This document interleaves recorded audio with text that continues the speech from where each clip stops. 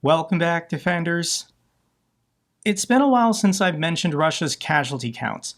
According to Ukraine's estimates, the Russians have lost 926,310 soldiers, killed, captured, and wounded. But how does this number compare to other countries and their estimates? And according to British intelligence, they estimate that Russia has suffered approximately 90,000 casualties in Ukraine just since January. The first 3 months of this year, and the Russians have sustained almost 100,000 casualties. And here is the unclassified US estimates. This was released by US European Command, and they're estimating that the Russians have lost 790,000 soldiers. 790 versus 926, that's pretty close. And it's either way disastrous for the Russians. According to the Institute for the Study of War, Russian territorial gains in Ukraine have hit a 5-month low as Ukrainian counterattacks show success. The Russians are still taking horrendous casualties, and they're not even advancing. They're not making progress anywhere. What are the factors contributing to this? And one might be seasonal. It's currently mud season in Ukraine. It's more difficult to attack, but if you don't have any heavy equipment or armored vehicles to get stuck in the mud, then that's not really hindering you. So there's speculation that Russia is saving up strength, saving up missiles for a large late spring or summer offensive. Potentially they want to attack Sumy or Chernihiv or go back into Kursk. Who knows? It doesn't really matter. The Russians are still hemorrhaging soldiers and hemorrhaging equipment, and they're not seeing any real tangible gains on the battlefield. And Russian military bloggers are getting frustrated. This is the Russian Z propagandist Tatiana Mantian, and she's openly criticizing the Russian military. She's fed up. She can't stand seeing her guys, her soldiers dying every day for nothing. Here's what she has to say.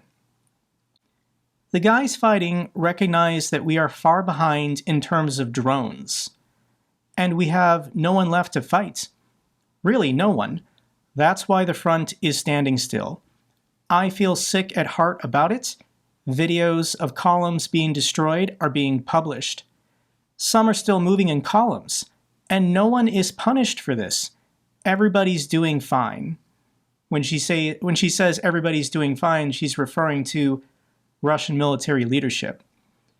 Disregard for soldiers thrives.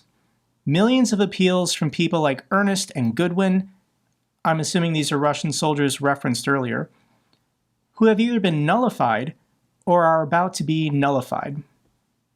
In the Russian military, commanders kill their own troops all the time to steal from them or extort them for money and then cover it up. And nobody's being punished for it. Everybody's doing fine. Nobody cares about this war. Also, there are many videos when people are driving UAZ 452 vans. These are Stalin trucks from 1952, to which they have welded braziers in advance, and traffic cops extort bribes from them, 10,000 rubles or 116 US dollars. So anytime Russian forces move around through the front, there are checkpoints in which military cops extort their own soldiers for bribes. How can this happen and no one is being punished? Everything is fine, there is no war. What kind of collapse of the front can we talk about? It's nonsense. That is an honest assessment of the Russian front lines from a Russian propagandist who's probably about to be arrested. Let's follow up on the story of Kryvyi Rih, a tragic loss of innocent lives. The death toll of this Russian Iskander strike rises to 20 people. And I can't get over this. 9 children were killed when Russia deliberately bombed a restaurant in a completely residential neighborhood. And the Russians are saying they had to do it. They had to blow up this restaurant with an Iskander missile because top NATO military commanders were meeting and eating at this restaurant. So Ukraine waited for the Russians to lie, waited for the Russians to say why they launched this Iskander missile at a residential neighborhood, and then Ukraine just released the footage. Footage reveals no military personnel in Kryvyi Rih restaurant targeted by the Russians. I'll link this down below, but this is the restaurant that the Russians say themselves they had to blow up because top military commanders were meeting there. And there's cameras from 3 different angles. There's no military personnel in this restaurant in Kryvyi Rih. The Russians are lying. And the Russians are just mocking the Trump ceasefire deal by still sea-launching missiles out of the Black Sea. Zelenskyy slams the United States for a lack of response to the Putin truce rejection. Zelenskyy said the number of Russian air attacks is increasing, which he said proved that the pressure on Russia is still insufficient. Zelenskyy continues, "A ceasefire at sea is not just about free navigation and the export of food products. It is, above all, about overall security and bringing peace closer. Putin does not want to end the war. He is looking for ways to preserve the option of reigniting it at any moment, with even greater force. That's exactly why all forms of pressure on Russia must continue, strengthening our ability to defend ourselves, maintaining sanctions, and ensuring that diplomacy, any conversation with Moscow, leaves them no opportunity to kill." Zelenskyy is the president. He has to restrain himself. He has to hold back his emotion in order to give his people clarity and reassurance. But other members of Ukraine's government can speak the truth. This is member of Ukraine's parliament, Alexei Goncharenko. I think this is some kind of gathering in Europe. But here's his speech to the Europeans, saying that there's no more time for excuses. Europe has to act now. It's the time to act, especially now, especially when you see what's happening with American support. We need decisions from Europe. It's all these summits talking, all this, sorry, it's an F word. They don't work. Coalition of willing, coalition of strong, coalition of not so strong, coalition of waiting, and that's it. Several steps which can be made by Europe right now. Seize Russian assets, 200 billion euros. With this money, we can buy weapons, we can stop Russia. And it's not Europeans who should pay for what Russia did. We're still looking at this money, they are frozen but not seized. Second, concentrate air defense on Polish-Ukrainian, Romanian-Ukrainian border. And just protect yourself, Europe, from Russian missiles and drones. And by this also protect part of Ukrainian territory. Make this umbrella which will save hundreds of lives. 3. Contingent to Ukraine, boots on the ground, not to fight. I understand no European mother wants her child to die in Ukraine fighting against Russia, but to protect Ukrainian-Belarusian border, Transnistrian part of Ukrainian-Moldovan border, and by these free Ukrainian forces to fight, to stop Russians. We need not coalitions, we need decisions, and we need them now. Thank you very much. The leaders of Europe are really good at having summits, at having meetings, but we desperately need action. And Alexei Goncharenko gives 3 things that Europe can do today. The first one is seize that money in the banks in Belgium and use it to buy weapons. Use Russia's money to defeat Russia, rather than the taxpayer money of both Europe and the United States. Number 2, Europe can deploy their military to Ukraine in assistant roles. No European soldier has to be on the front lines directly fighting the Russians, but maintainers, cybersecurity, medical, trainers. In addition, European forces can relieve Ukrainian soldiers on the border with Belarus and the border with Transnistria. Free up those men so they can go to the front to fight themselves. The third one, air defense. There's no reason why Romania and Poland can't extend their air defense systems into Ukraine's airspace to help shoot down Russian missiles and drones. How many Russian missiles and drones have landed in Poland or Romania the last 3 years? And yet, I'm sorry, but Europe still refuses to extend their air defense to help Ukraine. And as far as the peace talks with the United States is not negotiating with Russia in good faith. They do not have Ukraine's best interests. And nothing could be clearer than with the tariff announcements by Donald Trump this week. Russia was spared from US tariffs due to the peace talks. This is what the White House is saying. When Donald Trump showed that absurd list in which he was sanctioning penguins and the US military base in the Indian Ocean, Russia was not on the list. North Korea was not on the list. Belarus was not on the list. And when asked, they said, well, we're currently in the middle of negotiations with the Russians, and it would be inappropriate to put tariffs on them to disrupt the negotiations. Then why did Trump put tariffs on Ukraine? A 10% export duty on Ukraine while Ukraine is part of the negotiations. Allies face Trump's new tariffs while Russia gets diplomatic pass amid the peace talks. Here's the double standard. Here is the real intent of Donald Trump. This is how Zelenskyy and Ukraine are treated whenever Donald Trump interacts with them. They get the stick, 10% export tariffs. But for the Russians, it's all smile and laughs. It's all about getting along to go along, or going along to getting along, or whatever that expression is.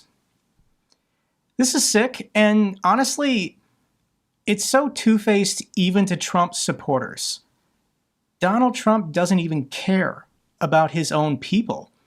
And this is the latest update we have on the U.S. Army soldier, Staff Sergeant Gordon Black.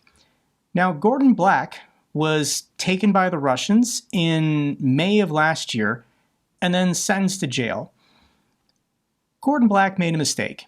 He went AWOL from his unit to go into Russia. He went to Vladivostok and was in a domestic dispute with his Russian girlfriend. But that's no excuse for Russia to hold on to him.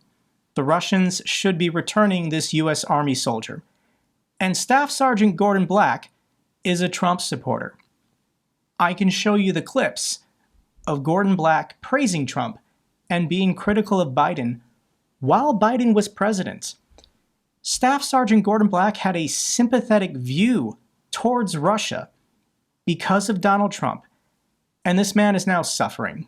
I imagine suffering horribly in a Russian prison. So why isn't he being returned? Donald Trump has been president for almost 3 months now. We're currently meeting with and laughing with and having fun with the Russian diplomatic corps. And why is nobody in the American government demanding the return of this U.S. soldier?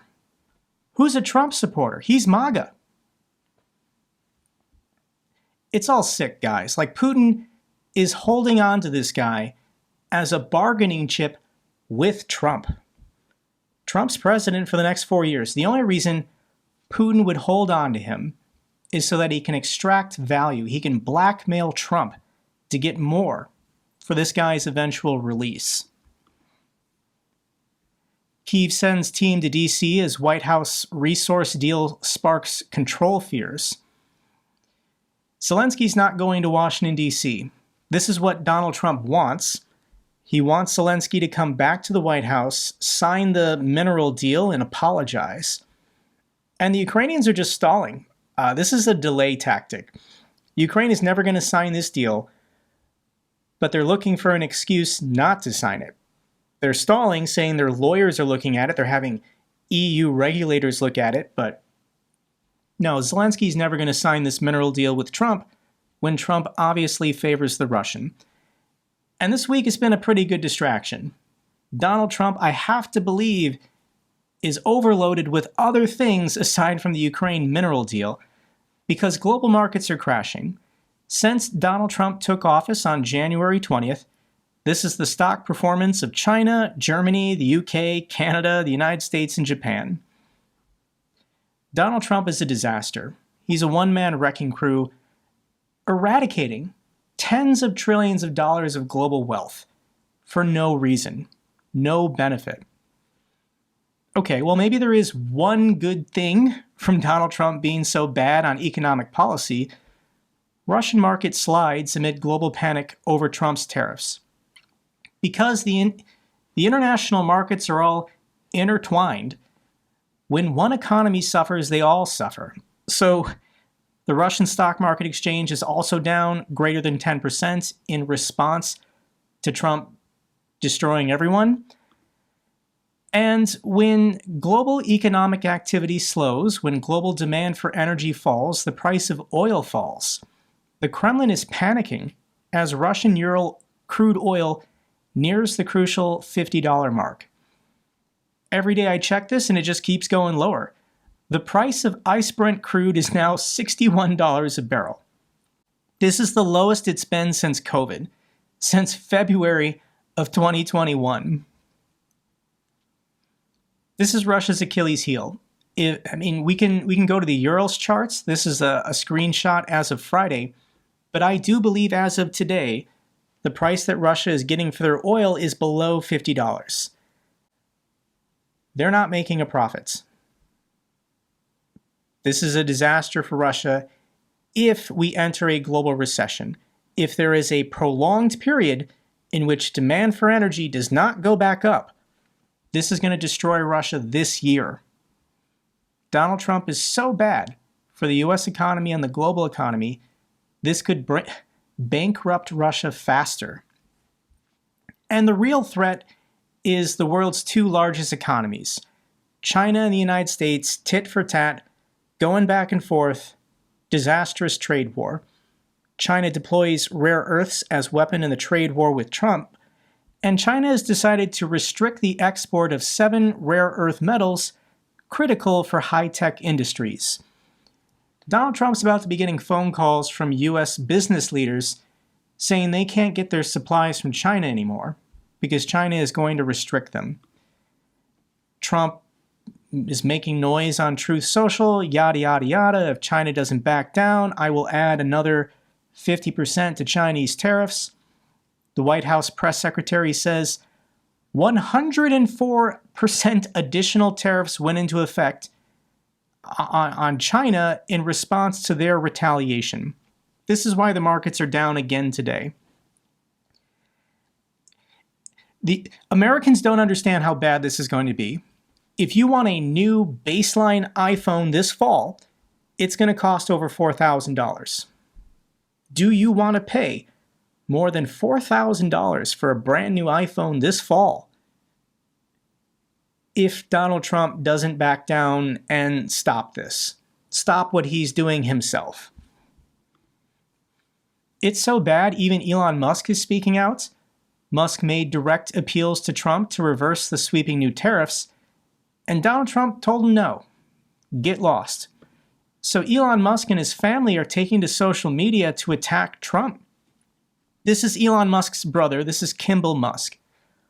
Who would have thought that Trump was actually the most high-tax American president in generations? Through his tariff strategy, Trump has implemented a structural, permanent tax on the American consumer. A tariff is an import tax paid by American citizens. Prices are going up because Trump is raising taxes. We, the American consumer, pays the tax, not China. China doesn't care. China is not a democracy. This I'm going to stare down China isn't going to work because they don't care about public opinion. The Communist ruling party of China, the CCP, can do whatever they want, and they don't have to worry about what their citizens think. The average citizen of China has no say in their government. They have no representation. They have no inputs. They have nothing they can do to push back against their own government. So who is going to win in a staring match between China and Trump? And my money's on China. They don't care about the United States. And in fact, if China wants to destroy the United States, permanently destroy us, they've never had a better opportunity than right now. Yes, things in China will get bad, But if they can destroy the United States economically forever, Trump just gave them an excuse to do the ultimate strategy to just everything that we have in America partly comes from China. Elon Musk actually is smart enough to know this, and he's openly attacking Trump's economic advisor. This guy, Peter Navarro, who lied about everything in his books. Elon Musk says Navarro is truly a moron. What he says here is demonstrably false. I think Elon is also freaking out about the stock price of Tesla. Elon doing all of his saluting and my heart goes out to you motions. Yeah, the price of or Tesla sales in Europe are collapsing. This is car registrations between January of last year and January of this year. And Tesla registrations are down 63% in France, 59% in Germany, 42% in the Netherlands, 40% in Norway, 46% in Sweden, 33% even in Turkey. So Tesla's share price, we're going to get the earnings report on April 22nd. It's going to be good. And there's speculation that Elon Musk might be margin called. A secret of the wealthy is they don't ever sell their stocks. If you don't sell your stocks, there's a thing called step up in basis. You can pass your stocks on to children. They never have to pay capital gains tax then. But what wealthy people do is they borrow against the equity in their stock. So if Elon Musk has $200 billion worth of Tesla stock, rather than selling it and realizing a gain he has to pay, 20% on, he can just borrow the money against it and then pay 4% annual interest or whatever a bank will give him. And then the interest from the loan is, you can write that off against future capital gains. Like, the tricks that the wealthy have are horrendous if you actually learn them. But there is a threat that Elon has borrowed so much against the equity in his Tesla stock that if the share price of Tesla falls to close to like 100 or 110, Elon will be margin called and then wiped out by the banks. He'll be forced to sell his Tesla stock. It'll still be a gain for him, but the equity has to cover the loan if the share price of Tesla goes down. So this is like a backdoor thing that Elon Musk is freaking out about right now. And it's possible when you look at the price to earnings and price to sales ratio of Tesla. If their earnings goes down and their sales goes down, there will be multiple compression and everything will get worse. I know to the average person, they take globalization for granted. They just don't understand how interconnected we all are. But here is a typical Boeing plane, and I'm going to demonstrate for you the global supply chain. The wing tips for a Boeing plane come from Korea. The movable trailing edge comes from Australia.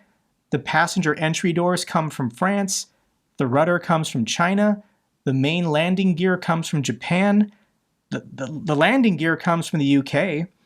The wing body fairing landing gear doors come from Canada. The cargo access door comes from Sweden. The forward fuselage comes from Japan. Like, tariffs will destroy all of this. Boeing is going to go bankrupt if these tariffs stand.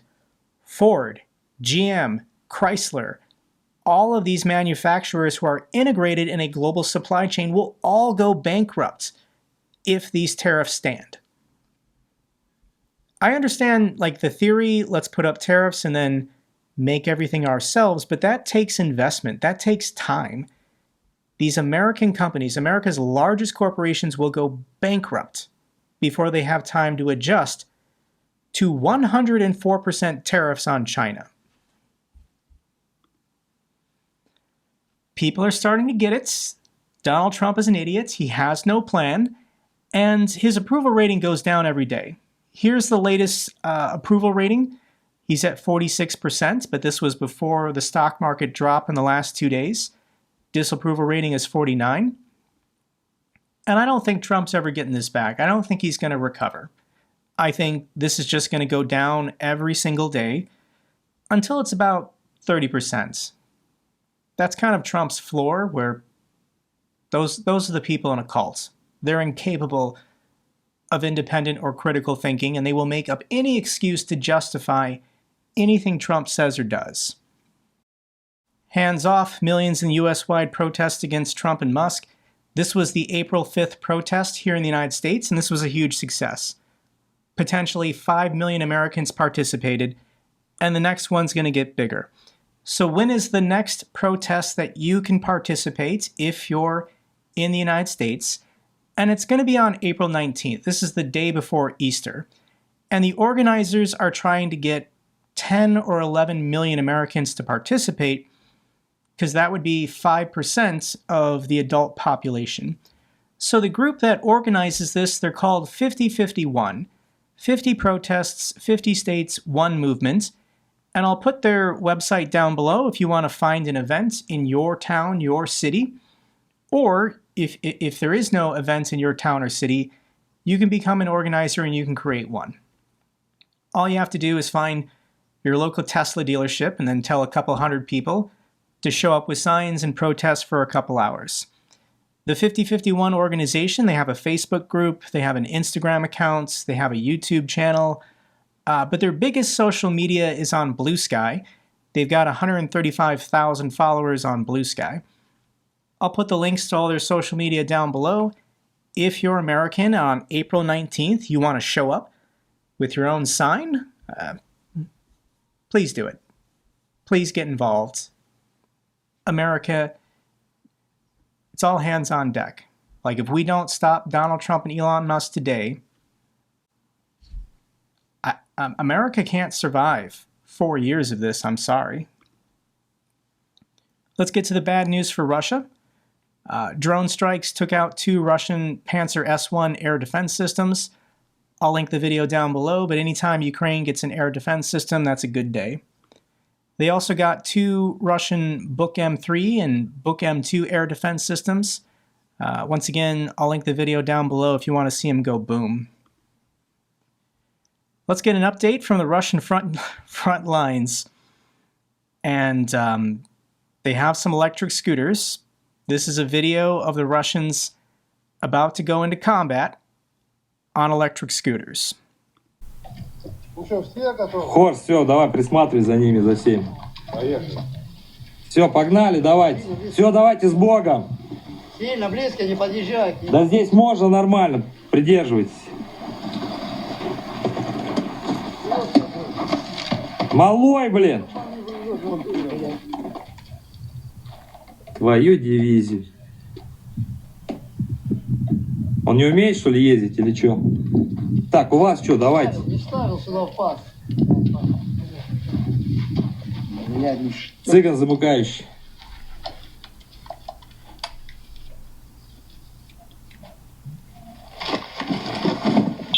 Все, пошел. Давай.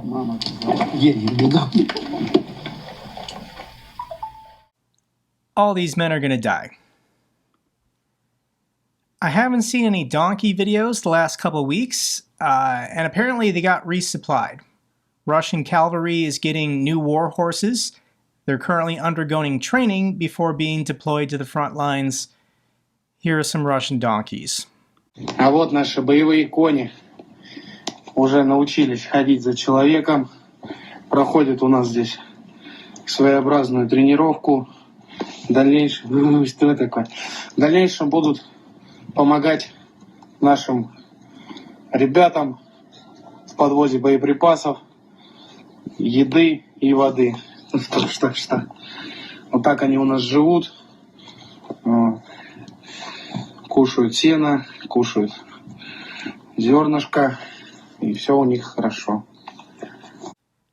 Unfortunately, the survival rate of these Russian donkeys is not very good on the front lines, and this is honestly just another crime being committed by the Russians. Good news for Ukraine. Norway has allocated $455 million for artillery shells. Thank you so much, the fantastic people of Norway.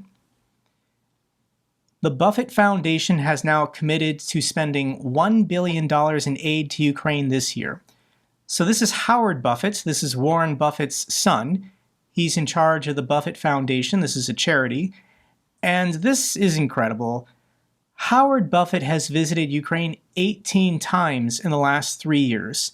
And in previous years, the Buffett Foundation has supplied $800 million. But this year alone, in response to military aid from the United States being cut off, the Buffett Foundation is going to spend over $1 billion in humanitarian aid for Ukrainian organizations. So thank you so much to the Buffett family. They're incredible.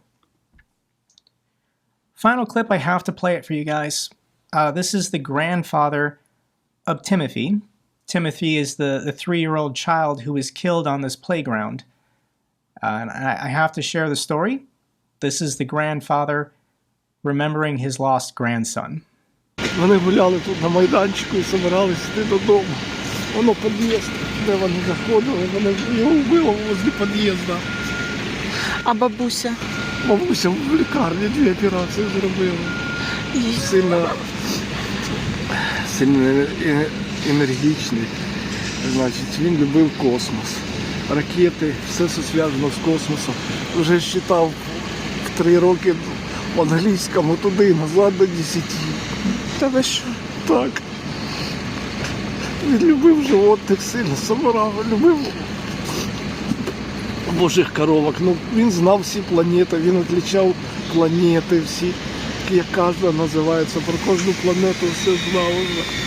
Моя жінка в лікарні. Як вона вижила, ніхто не знає, як вона вижила. Всі, хто стояв рядом біля неї, всі погибли. Вони стояли 6 чи 7, вони всі погибли. Одна дівчинка залишилася жива. Continue supporting Ukraine. Russia will be defeated. That's all for this update video. Glory to Ukraine, glory to the heroes. If you found this video informative, give me a thumbs up. Best way to support the channel. Comments and questions, let me know down below. I love hearing from you guys. Till the next video, keep defending the truth, keep defending democracy.